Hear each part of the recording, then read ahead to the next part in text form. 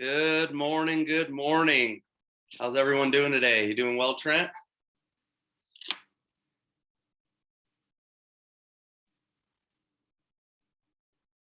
There he is. Matt's on an island. I see you, Matt, with the virtual background. You got a shirt too? Quaid, I can't see you, brother. You can't see me? What do you mean? Quaid's on an island too somewhere. He's on the real island. There he is. Well, I don't know what view you want. Good morning, everybody. Welcome to another episode of Improvement Island. I am the co-founder and CEO, Collin Devino. Looks like we have a guest here today, Mr. Matt McCune. Matt and I have been working with each other here for over a year now, and he wants to grow and expand as well. So he decided to join the island today. We have Quaid, who is our VP of expansion. Wave, Quaid, say hi from Mexico. There he is. He has a bottle of water. And we have our VP of operations, Trent, who's actually going to be hosting the event today. So real quick, just a quick introduction for Trent. Trent was the VP of, he's a former VP of operations, as well as he was the secretary for Blackstone Corporations. Currently, right now, he is he's an investor in the oil industry. So today we're going to be talking about perseverance. So Trent, go ahead and take it away, my friend. Yeah, when you'd asked me to come up with a topic, I was trying to, think of something, and I was having some trouble pinning something down, but then I had talked to you and Quaid, and, that's just something, and I ended up settling on perseverance because that's something that I have, at various times in my life, it's either been instrumental or it's been an issue, and I think so much about life, and especially when you're aspiring for some higher level goals, perseverance it becomes so important. So I thought it would be a good topic for us to all, talk about, see what everyone thinks, how to, persevere. What are, your personal tactics to, see through tough times and work to the better times. And then also, how do you, at the same time, know when, you need to stop and find something else and find what's next, because there is a rational aspect that has to come into it rather than just, putting your head down to the grindstone and going, you know what I mean? Mm-hmm. So, it does have to have some balance, I think. 100%, man. So thoughts, let's hear. I have one thought right off the bat. When you sent the question out, Trent, you sent the question and the question was, how do you decide to bail on something and when to continue, right? I want to ask you guys, where do you turn to when you get that question in your head, Matt? Where do you turn to? Like when you get to the point where it's like, when you get a question, it says, well, how do you bail on something and how do you keep going? Where do you specifically turn to when you go that route? Well, for me, I have a hard time making decisions on my own. I like to always go somewhere with more experience, as in yourself or my father. Just kind of just talk it out, get some info, maybe speak my own mind and then get some advice. And then with all the tools I got for myself and those who I've talked to, just kind of put them all together in a bag and just go with it. So. That's a good answer. Yeah, I like that.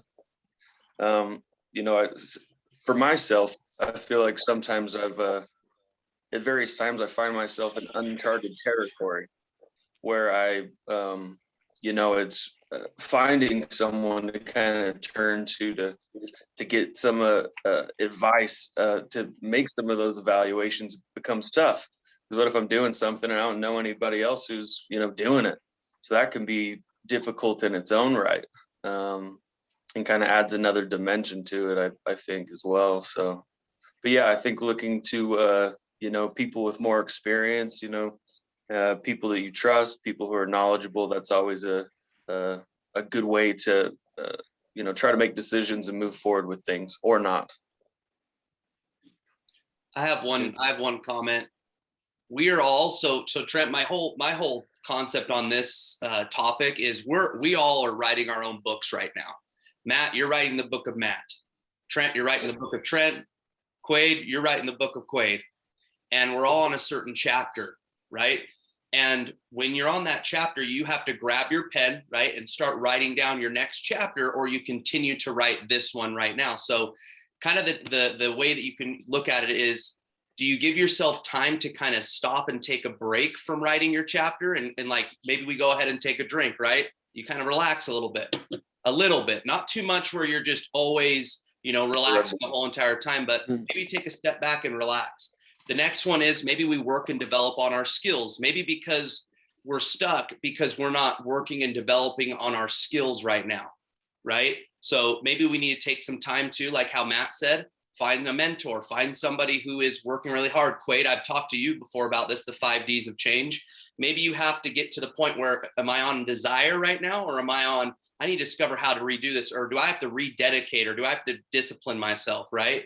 And then the next part is maybe you're just staying too long on one chapter.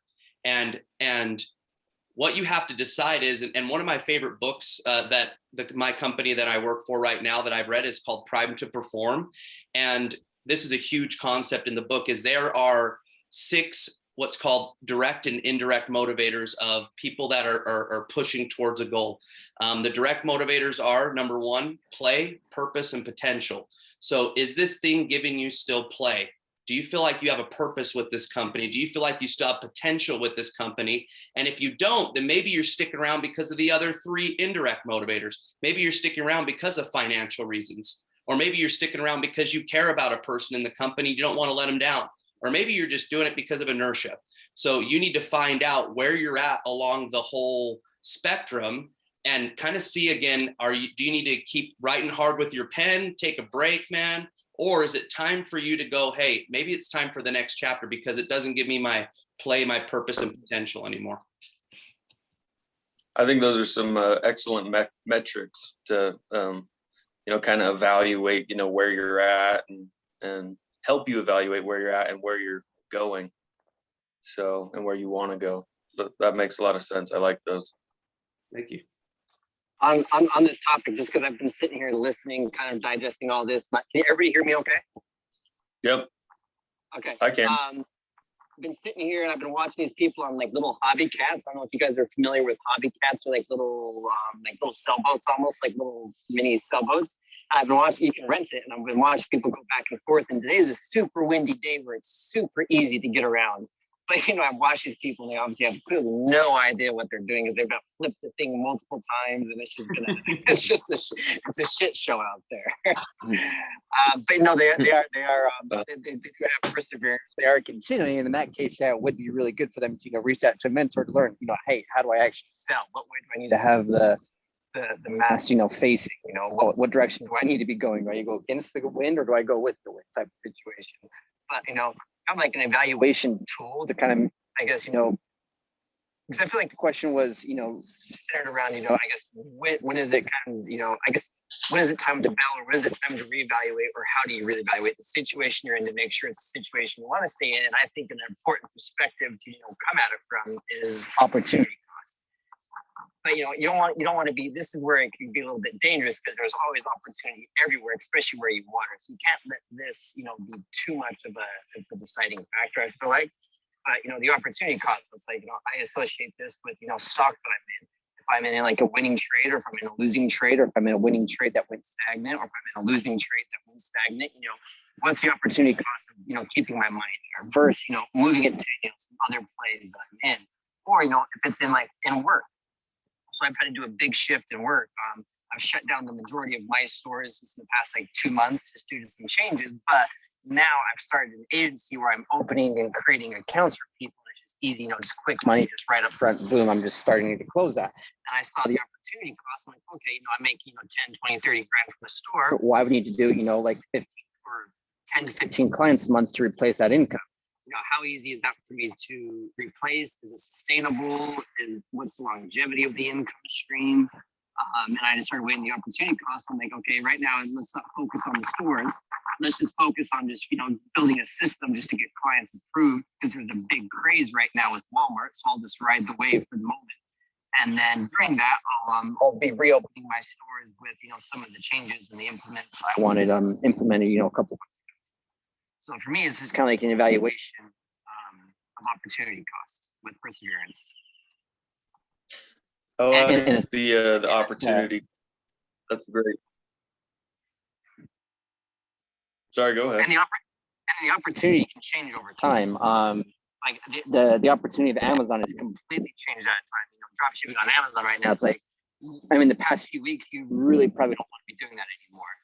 Walmart's fine, but now it's shifting from Amazon to Walmart, or now it's shifted from me getting a lot of my income from the stores to now me getting it from just a lot of clients just paying up front for me to create the store, and then I'm out of the picture. But here's the thing, Quaid. Some individuals are so set, like almost a Kentucky Derby horse like this, that they don't even give themselves the opportunity to look over and say, what else is there? That's the whole thing is we get to a point where we're focusing so much on one thing and one aspect that we don't even look what is on the other side. And that's the downfall. That's like living in the village with like Shyamalan or whatever the hell his name is. Shyamalan. I agree, but I disagree. And I agree with you because yes, you can have the blinders on, but I disagree because I believe that you can have the right mindset to where if you are completely focused, like laser focused on something, that's actually a really good benefit for you because you know so much about that industry that you can make a pivot within that industry because you know so much about it. So I agree, but it's kind of like, depends on the perspective. We're kind of like what the situation that we're talking about. What if you were married to just Amazon though? What if you just focused on Amazon and you're like, no, I'm going to keep trying. And I'm going to see if it works, right? So you gave yourself the opportunity to jump into Walmart. Yes, I basically had to. Amazon just switched up a whole bunch of things. I'm like, okay, this is the moment where I decide, how do I make changes? How do I implement? Because I've been doing the same thing for a few years now, and I've got to switch it up because terms and conditions are changing, obviously. And if I don't, move with the times, I'm just gonna be left in the past then. So I came to the realization of, okay, things have changed, and then what's the opportunity out there that I can transition to that I know well? So it's kind of like what you just talked about. I'm in this industry and I know it so all that. I've seen Walmart happening over here, and I've heard things, and I kind of know enough about it just to know enough. And I'm like, okay, so if I'm going to do something, I'm leaving Amazon, but I'm still doing wholesale. I'm still doing some stuff there that's safe, but I got to replace a large part of my income from somewhere else, and where's that going to come from? So now it's there's always a price to pay. So yeah, now I am a decent part of my income is just coming from opening up these stores, and I'm done. And it's nice because there's no more customer relationship building for me. Like I just set it up and I'm done. And I have plenty of referral. Like it's easy. Like it's an easy system still, but the longevity of the passive income has been cut short because now I'm not overriding the stores. Now I'm not, taking a cut of the profit share. Now I'm not owning the team. I still have it there, and I'm still having that game still in play, but I've shifted my focus just because of the opportunity. I realize there's a really big boom right now. There's a really big, really good money I can make with Walmart. So let me focus on that opportunity, capitalize on that. So I have, more financial freedom and more of a foundation to, go off and build like another direction. Yeah, you know what? Hey, real quick, we're recorded now, so I'm a little bit hesitant to say this, but maybe Quaid, or what I think you should do, Quaid, to replace some of that income is you should turn to prostitution and start selling your body on the Love to. corner, one that looks good, high traffic, and just get after it. You know what I'm saying? Yeah, I'll start at like 2, 3. I can start at like a high-end like escort. Like I can get like $500 an hour. Yeah. OnlyFans. Resort to OnlyFans. Okay, yeah, that's right. Yeah, I like that. We can start at OnlyFans. That's a step up.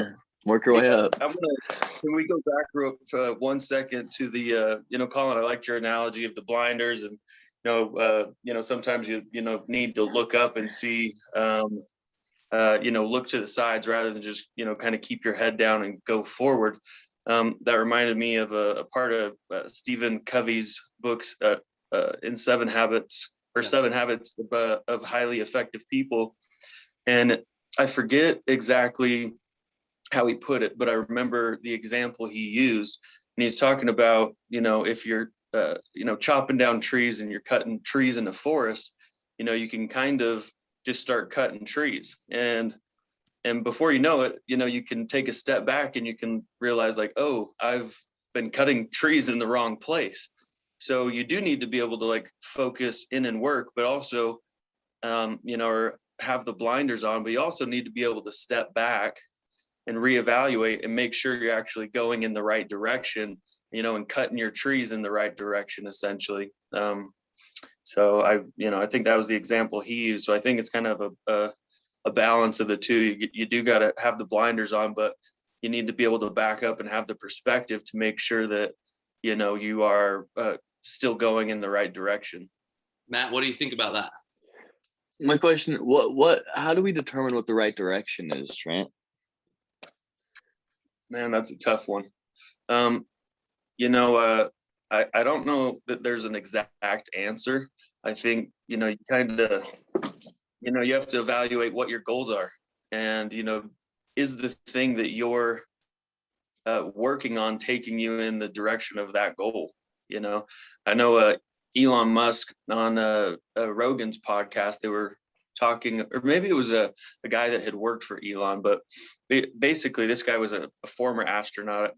I think he's the one who had said it. He was talking about Elon, and he said basically Elon's decision tree is, does this take us a step closer to getting to Mars, or does it not? And he has that simple decision tree. So if you think something's gonna, get us closer to that, then that's what he does. And so, for him, it's a little bit simple. So whether, if your goals are like, oh, I want passive income, from investments, or, I want, a high, high annual salary, or you want to be educated, you just, I'd say you got to evaluate what your goals are, and then think, is what I'm doing today, you think in years, you plan in months, and you live in days. So you kind of think about those yearly goals, and then you think, okay, what needs to happen over the next, several months in order to achieve those goals that can take years. And then from there, you break it down to days, and you try to make sure that it's heading in that direction.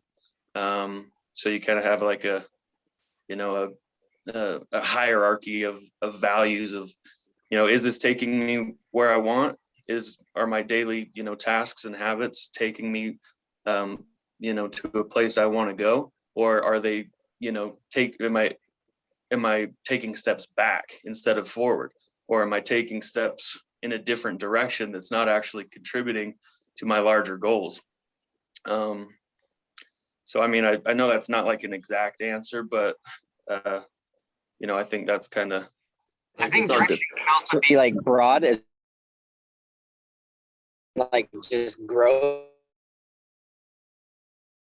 and you're just moving things. Trent and I think you're on the same page as well, but I think all three of us can make sure that we're in a broad sense heading in the right direction of just, personal growth. So depending on, how specific we're getting on it, but yeah.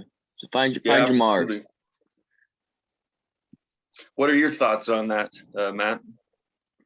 Something I was thinking, because with where I want to go, there's lots of obstacles, right? And so persevering is just kind of going through all these obstacles, and sometimes these obstacles may take a long time, right? But for Elon Musk, this dude's been in the business for 20 something years. Finally able to be where he wants it. He wants to continue to keep growing, right? But with obstacles, I always find myself having a hard time dealing with them. And so I was kind of just looking at some quotes and stuff and trying to relate it to some stuff. And there's this quote that says, "A river cuts through a rock, not because of its powers, but its persistence," right? And so that kind of got me thinking, a river cuts through a rock, right? And I want to relate it to a bigger scale. Talking, for example, the biggest rock that's been cut through river is kind of the Grand Canyon, for example, right? Grand Canyon, I was looking into it a little bit. It's taken something around 15, 17 million years just for it to be able to get that formation, right? And so before the Colorado River just kind of started going through it, it was all just one big rock. So it took millions and millions and millions of years for this river to cut through all of these rocks, but with all of its persistence, it's currently like one of the most beautiful forms in the entire world. And so something that just kind of brought to my mind was I just got to keep being a river going through it, even though like currently right now where I'm at in my employership, it's kind of tough. I'm having a hard time. I'm very, very dismotivated. Some days I don't even want to be there, because I'm just kind of losing sight, but it's tough. So I just kind of want to relate it to that river. Just being that river, it's going to take time, but you fight through that and cut through those rocks, and you get eventually where you want to be. So sometimes there's some white waters that you hit. Sometimes you're a slow moving broad river and you're just kind of like not sure what's happening. You're just kind of spread out a little bit. Sometimes it's a super narrow river that's super quick moving because you're executing quickly. So yeah, it's just like, as long as you're heading that right direction and you're still that river consistently moving forward, like it's game over. And that's just like, I felt that, Amazon, like, failed at Amazon and just poured money into it. And, I'm like, okay, well, I almost kept doing it just because of how much I just had invested. Like, I can't let this, become like a losing thing for me. And just had to become, just more mindful of the direction I was heading. Not necessarily the direction I was heading because I knew the direction, but how I was getting there. And I just had to, kind of rethink the business a little bit. Instead of, hey, just running my store, let me start teaching people. Okay, people are really difficult to teach. How about I just start charging a really high price and I just do everything for them? So, let me just charge a couple thousand, maybe 5,000, just open an account for them. Let me figure out where people are having their difficulties and how can my knowledge and the value that I bring solve that problem for them. Yeah. Hey, and back to that, the river metaphor, and Quaid said, sometimes, it's going slow and almost stagnating. You might just be taking baby steps, but it still is in the right direction. And I think one of the keys there, and this has to do with perseverance, is being patient with yourself and being patient with the process, because it can be frustrating because you're like, I want to be where I want to be right now, and you're like, and I feel exactly. like it's moving slow, and so you're like, I want to, so it, it's kind of a gut check, it kind of tests your, it's a test of intestinal fortitude, essentially, but being patient with yourself, and like, especially if you're an individual who's high in conscientiousness and you want to be providing all this value to, people around you and to your coworkers or bosses, or, or whatever it is, sometimes you have to be patient with yourself. And that's something I've had to learn for myself, because I'm like, if I'm not going, full bore, high octane, moving forward all the time, right, it would just kill me. So I have to learn, for myself, like, okay, I have to be patient sometimes and just trust the process, because those, in the river metaphor, sometimes there's going to be parts of the river where it's kind of slow moving, and sometimes it's going to be, white water and you're flying, and it just kind of ebbs and flows, and you need to, be prepared for the ride and know that when things do slow down, that they can and will pick back up at some point. So here's the thing. Let's say we get on the river's going, it's beautiful. The white waters come in, got it. I'm in the Grand Canyon, but instead of me hitting to this beautiful island, right, where Matt's at right now, or where Quaid's literally at right now, it's really just a circus there. So the whole concept is, I understand all this, but the end game has to be something that you're going to enjoy as well.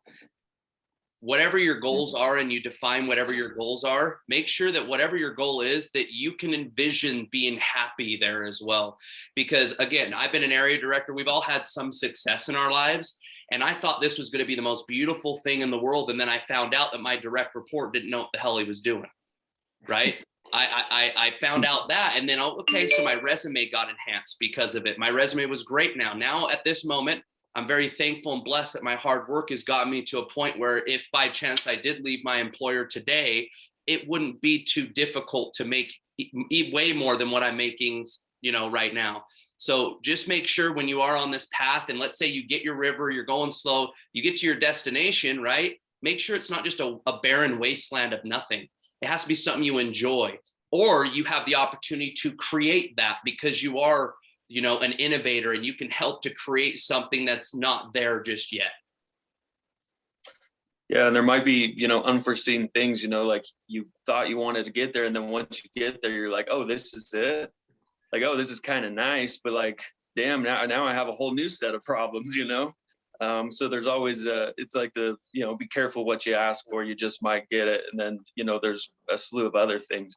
And then with the river thing again, and this goes with the perseverance, is sometimes you're in the slow part of the river that feels like it's stagnating, and you go, you're frustrated and you feel like you're not going anywhere.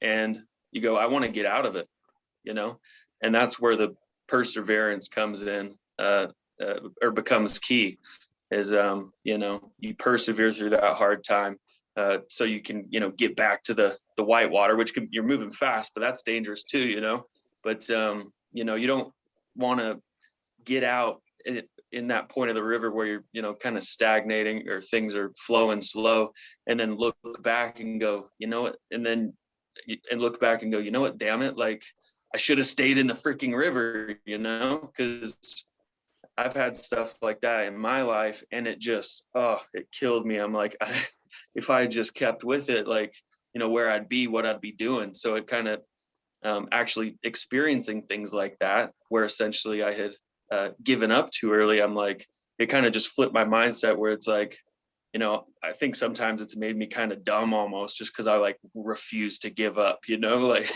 which could be questionable. I'll only know when I'm older, with certain things. That's just how life is. But I never want to look back and, think, oh man, I hit this obstacle, or I was, stagnating for a while, and I gave up. So, and I have one more thing about obstacles. Sorry. Gave up or redirect. Give up or redirect. But, and that's the thing, is you hear people say that too, is, fail fast and fail forward. Mm-hmm. So that if, you can figure out whether something's viable or not.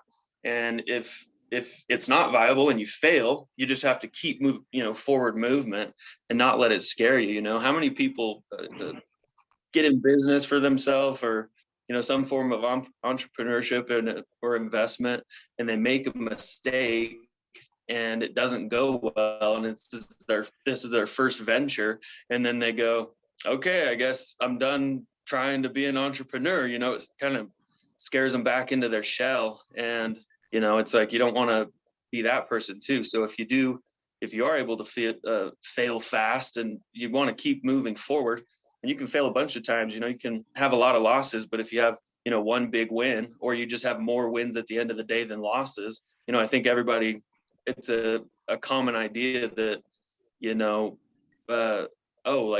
if you're successful, everything works. Like, no, like some of the most successful people on the earth, they fail all the time. They have tons of failed things, tons of failed ventures, but at the end of the day, they ended up having more wins than losses. And that's what was important. So, and I'm kind of on a roll. I have one more thing about obstacles that you had brought up, Matt, because this is actually something that I remember really vividly Quaid and I talking about. I don't know if it was 2 years ago, 3 years ago, when it was exactly, but it was around the time Quaid was, starting up all his, his Amazon stores. And 3 years ago was when I had gotten involved with my oil leases in Kansas. And this was when I was wrapping up at the time, working for the company when we were drilling those 5 wells in Arizona. And we were both just talking about how, you have like obstacles are pretty much that's a part of the game. And, the obstacles are hard, but it's kind of like, breaking yourself to be like, oh, that's what business is, and that's what work is, and that's what life is. It's all obstacles, and it's just about figuring out how to overcome them. And I forget exactly who it was. I think I was listening to an interview with a director, and this director was talking about, and it was a well-known director. I wish I could remember who it was, but this director said he'd get a lot of, film students that would come up to him and say, hey, I just, directed my first, film, or not like big budget thing, just low budget student stuff. And they're like, and just everything went wrong.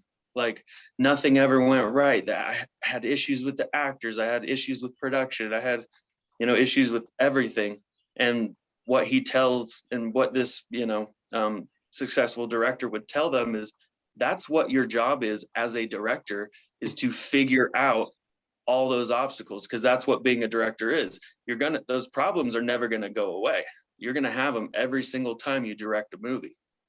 Like this isn't just you're a newbie and figuring it out. Like you are figuring it out, but you have to be able to adapt and figure out those obstacles on the fly, and just accept that those are part of the game. Like that's how I try to look at, I feel like I'm a little bit more, I don't want to say broken to it, but it's just because I don't feel like it's a bad thing. I just mean like it's something that I've learned to accept as just part of the game. There's no two ways about it, whether it's, life or business or whatever, you're always going to have obstacles. So, just accepting that that's the way things work. And that the real key is to, figure out how to persevere through those obstacles and how to overcome them and figure them out, so that things can work slowly or not slowly, or, whatever rate. That's the real key.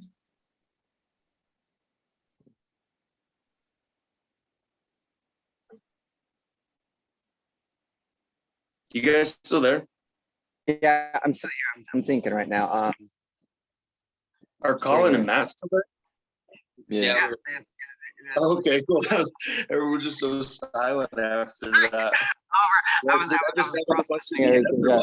It's Quaid. I remember you telling me about that, Quaid, with the Amazon stores. You're like, everything's going wrong, and I was like, dude, everything is going wrong for me too. Like, and we were both this sucks. Yeah. Do you remember this? And I think I remember bringing up Jocko Willink, because one of his ways. I remember, yeah. Yeah, we had that conversation. I remember I was driving out to Kansas, and I remember I brought up Jocko Willink because he had this thing. He was a Navy SEAL task unit commander. He was actually over. He was Chris Kyle. Chris Kyle was one of his SEALs in, I forget exactly where they were, but the Middle East. And Jocko Willink's thing is, because you're in the military, you're always, and when you're out in the field, you're always dealing with things going on. So his thing, and I don't know if it's just a SEAL thing, but when you have problems, his thing is you say, good, so it's like, it's 8 below and we gotta, go, it's not going to get 8 below in the Middle East. I'm just making up a scenario, but, it's 8 below and we have all these issues. Good, good. We're going to do it, so if anything bad comes up. I think this kind of touches on the same thing that we talked about on the first call when I was talking about Lance Armstrong doing the Tour de France, like the 3rd or 4th time or whatever time he won it. The hardest part is going up this mountain pass, like literally like 20-something miles you're riding uphill. And then it started raining. And it's just like, then it started winding. And it's like one thing after another. And that's kind of like when he's like, good. Because guess what? That's the time that he performs. That's the time that he puts in extra effort. Because guess what?